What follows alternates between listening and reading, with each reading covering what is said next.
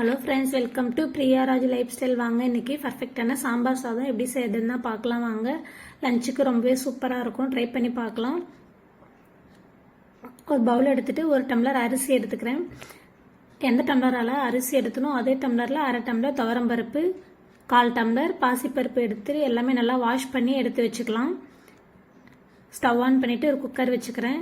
இதில் 4 table spoon எண்ணெய் சேர்த்துக்கிறேன். எண்ணெய் நல்லா சூடானதும் 1 ஸ்பூன் கடுகு சேர்த்துக்கிறேன், 1 ஸ்பூன் சீரகம் சேர்த்துக்கிறேன்,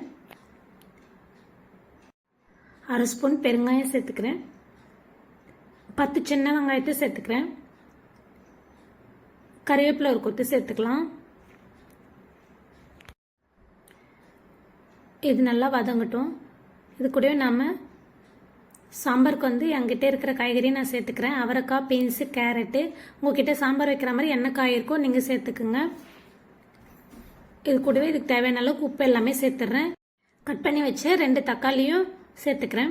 இதெல்லாமே சேர்த்துட்டு நல்லா ஒரு நிமிஷத்துக்கு வதக்கிட்டு வீட்டில் அரைச்ச குழம்பு மிளகாய்த்தூள் 2 ஸ்பூன் சேர்த்துக்கிறேன். இந்த மிளகாய்த்தூள் எப்படி அரைக்கணுன்ட்டு நம்ம சேனலில் இருக்குது, கண்டிப்பாக செக் பண்ணி பாருங்கள்.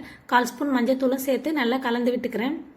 ஒரு நிமிஷத்துக்கு நல்லா கலந்து விட்டுட்டு நம்ம வாஷ் பண்ணி வச்ச பருப்பும் அரிசியும் இதில் சேர்த்துக்கலாம்.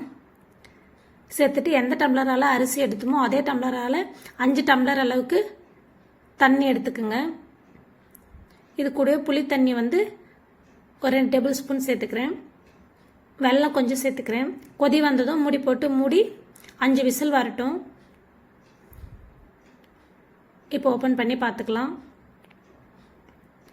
பாருங்கள், சூப்பராக வந்துருச்சு. நமக்கு அடி பிடிக்கவே இல்லை கொஞ்சம் கூட. நீங்களும் கண்டிப்பாக இந்த மெத்தடில் ட்ரை பண்ணி பாருங்கள், ரொம்பவே சூப்பராக இருக்கும்.